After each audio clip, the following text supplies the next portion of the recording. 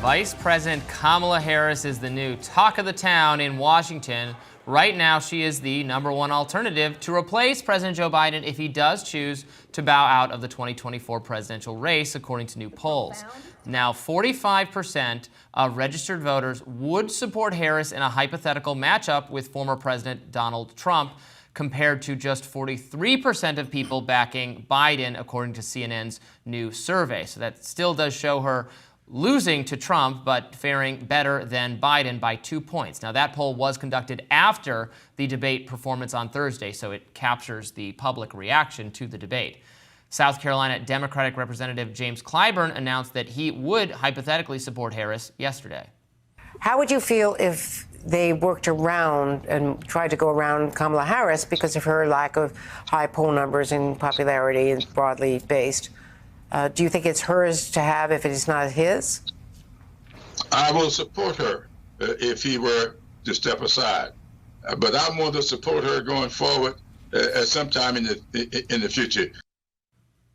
Former Ohio Democratic Representative Tim Ryan called on President Biden to rip the Band-Aid off, writing on X, "Too much is at stake. The VP has significantly grown into her job. She will destroy Trump in a debate, highlight choice issues, energize our base, bring back young voters, and give us generational change. It's time." According to a White House official, former First Lady Michelle Obama is quietly talking about forming a coalition of wealthy black donors for Harris. Harris is beating Trump by 29 points among voters of color versus Biden, who leads that group by just 21 percentage points, according to CNN. Now, the media is also chiming in on this Kamala Harris moment.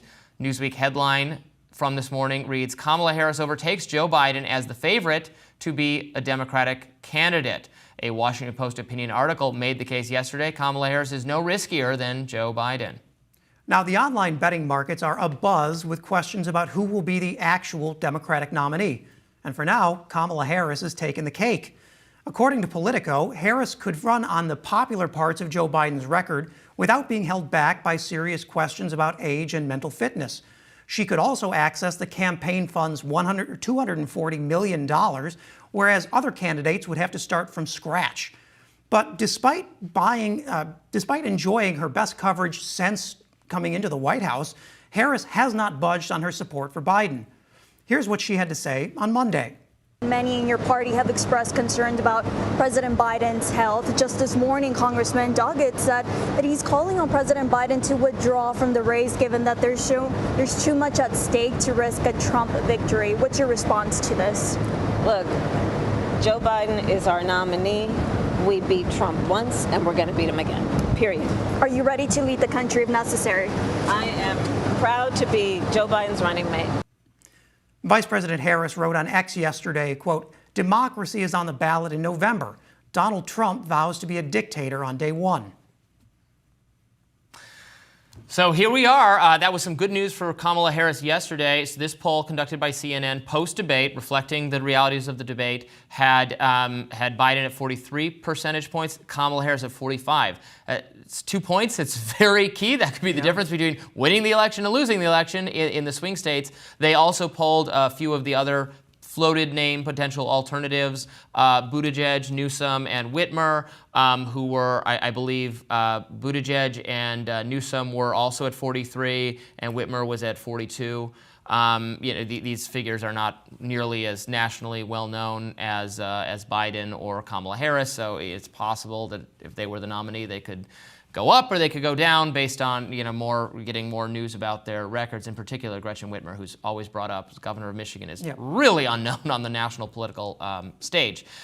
So this was a boon, a feather in the cap of Kamala Harris if people are going to make the argument that she would be a better alternative. For most of the Biden presidency, she polled worse than Biden. There was no reason for him to step aside when his most obvious successor was not as popular as he was.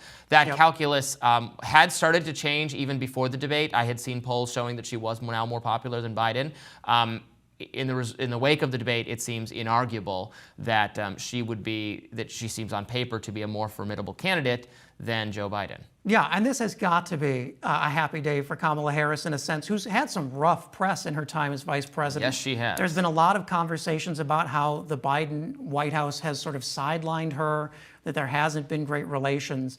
And while I appreciate her commitment to fighting the general election fight against Donald Trump, there is certainly an element here that is engaged in talking to senior Democratic leaders about this, sounding out a possibility.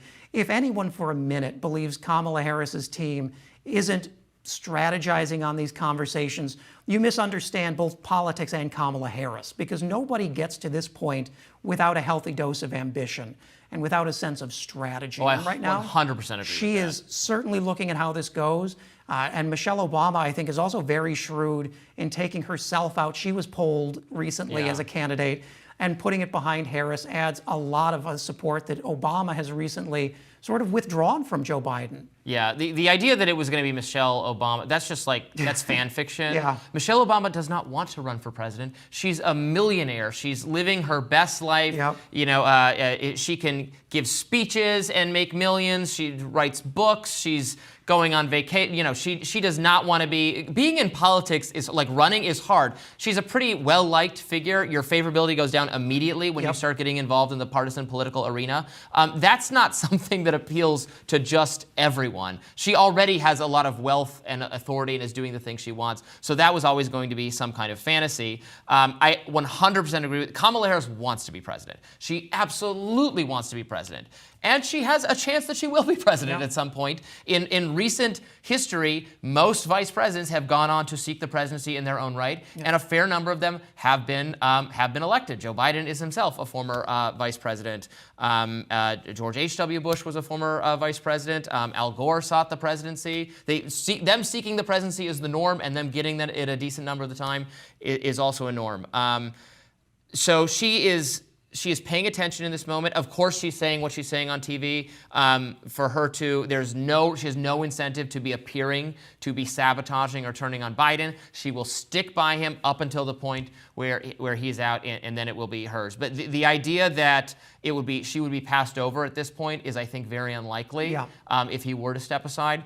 Of course, you know, previously there's, again, people like Newsom or Mayor Pete or some of the cast of characters who ran last time have been suggested as alternatives because she is not so overwhelmingly popular in her own right, and she has gotten so much bad press.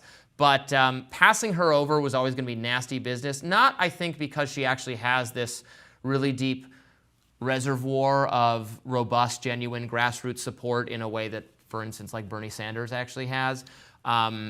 But because I think her allies in the media would make the idea of a black woman, the first potential black female president, getting passed over would create a terrible news cycle. I don't think it would matter so much for the actual base of Democratic voters. I don't think they're clamoring for Kamala Harris or else.